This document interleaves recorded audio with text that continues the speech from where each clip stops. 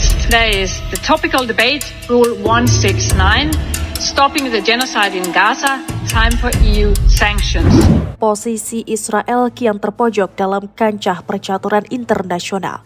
Puluhan negara yang sebagian merupakan sekutu lama Israel belakangan melayangkan kecaman keras terhadap negara Zionis tersebut.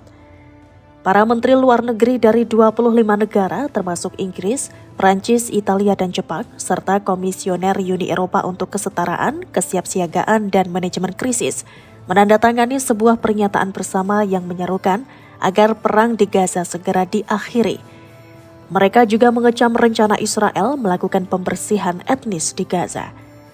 Dalam sebuah pernyataan, para penandatangan mengatakan bahwa penderitaan warga sipil di Gaza telah mencapai titik terendah. Dengan sistem pengiriman bantuan di daerah kantong tersebut berbahaya dan merampas martabat kemanusiaan warga Gaza. Kami mengutuk pemberian bantuan setetes demi setetes dan pembunuhan yang tidak manusiawi terhadap warga sipil, termasuk anak-anak yang berusaha untuk memenuhi kebutuhan dasar mereka akan air dan makanan. Demikian bunyi pernyataan tersebut. Seruan keras tertuju kepada pemerintah Zionis untuk mencabut pembatasan terhadap truk-truk bantuan. Penolakan pemerintah Israel terhadap bantuan kemanusiaan yang sangat penting bagi penduduk sipil tidak dapat diterima. Selain itu, para menteri luar negeri mengatakan bahwa mereka sangat menentang setiap rencana perubahan demografis di wilayah Palestina yang diduduki.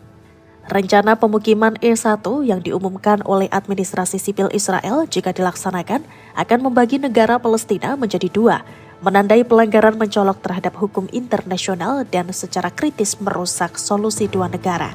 Sementara itu, pembangunan pemukiman di tepi barat termasuk Yerusalem Timur semakin pesat, sementara kekerasan pemukim terhadap warga Palestina semakin meningkat. Ini harus dihentikan. Desakan untuk para pihak dan komunitas internasional untuk bersatu dalam upaya bersama untuk mengakhiri konflik yang mengerikan ini melalui gencatan senjata yang segera tanpa syarat dan permanen pun menggema. Pernyataan tersebut ditandatangani oleh Menteri Luar Negeri Australia, Austria, Belgia, Kanada, Denmark, Estonia, Finlandia, Prancis, Islandia, Irlandia, Italia, Jepang, Latvia, Lithuania, Luxembourg, Belanda, Selandia Baru, Norwegia, Polandia, Portugal, Slovenia, Spanyol, Swedia, Swiss, dan Inggris. Selain itu juga Komisioner Uni Eropa untuk Kesetaraan, Kesiapsiagaan, dan Manajemen Krisis. Sekretaris Jenderal PBB Antonio Guterres mengutuk pembunuhan massal terbaru terhadap para pencari bantuan di jalur Gaza oleh tentara Israel. Menyoroti situasi yang memburuk di Gaza, Guterres menekankan membutuhkan gencatan senjata segera di Gaza dan pembebasan semua sandera. Akses kemanusiaan tanpa hambatan harus diberikan oleh Israel kepada badan-badan bantuan yang dipimpin oleh PBB. Menurut Kementerian Kesehatan Gaza, 86 orang termasuk 76 anak-anak telah meninggal akibat kelaparan dan dehidrasi sejak Oktober 2023.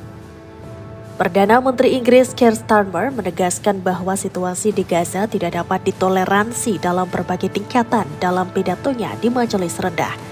Perdana Menteri menegaskan kembali komitmen Inggris untuk mengakui negara Palestina pada saat yang paling kondusif bagi prospek perdamaian di wilayah tersebut. Pernyataan bersama yang baru tersebut menyatakan bahwa negara-negara siap mengambil tindakan untuk mendukung jalur politik menuju perdamaian di wilayah tersebut.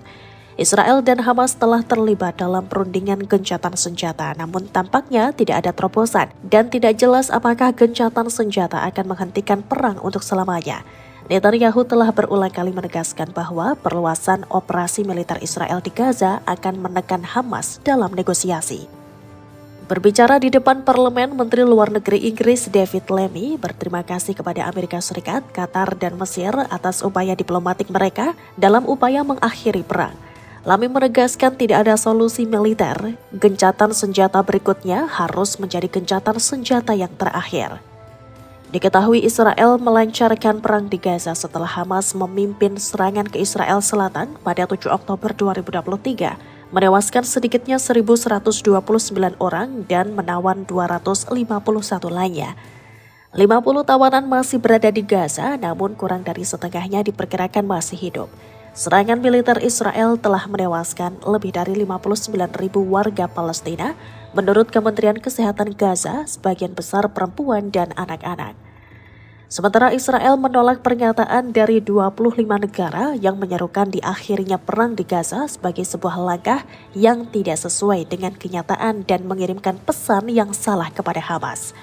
Dalam sebuah pernyataan di X, Kementerian Luar Negeri Israel mengatakan bahwa semua pernyataan mengenai perang seharusnya hanya ditujukan kepada Hamas yang memulai perang ini dan memperpanjangnya. Narasi hak untuk membela diri yang selama ini diulang-ulang Zionis mulai terasa hampa di tengah ribuan anak-anak yang menjadi korban serangan udara. Fakta bahwa banyak infrastruktur sipil hancur, rumah sakit lumpuh, dan warga sipil tak berdosa terbunuh tidak bisa lagi dibenarkan dengan retorika keamanan. Israel semakin gagal meyakinkan dunia bahwa tindakannya adalah bentuk pertahanan diri yang proporsional. Sebaliknya, dunia menyaksikan bagaimana blokade, pendudukan, dan pemukiman ilegal justru memperpanjang penderitaan rakyat Palestina dan menyulut perlawanan. Di era keterbukaan informasi seperti sekarang, kebohongan tidak bertahan lama. Bukti kekerasan, pelanggaran hukum perang, dan tindakan represif terhadap jurnalis serta lembaga kemanusiaan tersebar luas dan menjadi konsumsi publik global. Selain tekanan diplomatik, Israel juga menghadapi tekanan ekonomi dan budaya yang terus meningkat. Gerakan BDS atau Boycott, Divestment, and Sanctions yang sempat dipandang sebelah mata kini mendapat angin segar. Perusahaan-perusahaan besar mulai dihantui dilema reputasi jika terus beroperasi di wilayah pendudukan atau memiliki keterkaitan dengan militer Israel. Beberapa universitas di dunia mulai membatasi kerjasama akademik, sementara tokoh-tokoh budaya dan seniman internasional menolak tampil di acara-acara yang disponsori oleh institusi pro-Israel. Ini semua bukan hanya tentang solidaritas politik, tetapi tentang moral kolektif umat manusia.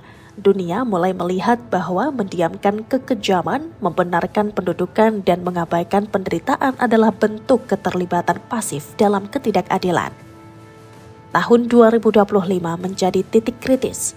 Beberapa negara, baik di kawasan Amerika Latin, Afrika maupun Eropa, mulai menjatuhkan sanksi ekonomi terhadap Israel. Afrika Selatan memutus hubungan dagang strategis. Brasil menangguhkan semua ekspor senjata ke Tel Aviv. Sementara Irlandia dan Spanyol memanggil pulang duta besarnya sebagai bentuk protes. Negara-negara Skandinavia bahkan mendesak Uni Eropa untuk menangguhkan kerjasama teknologi dan militer dengan Israel, seraya menyatakan bahwa tidak ada toleransi untuk apartheid modern.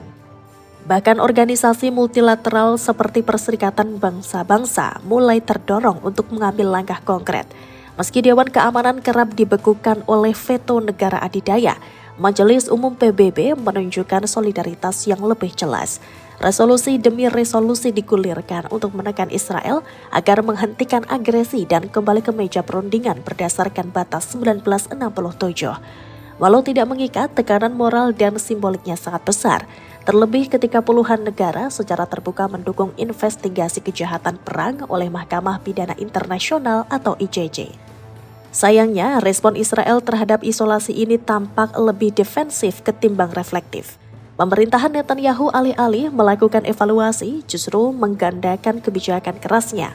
Penangkapan massal, pembungkaman media, dan pengabaian resolusi internasional menjadi bukti bahwa Israel masih percaya bisa mengatasi badai ini dengan kekuatan, bukan dengan diplomasi dan empati.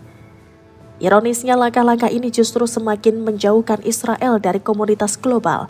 Setiap roket yang diluncurkan ke wilayah sipil Palestina bukan hanya meruntuhkan bangunan, tetapi juga kredibilitas Israel di mata dunia.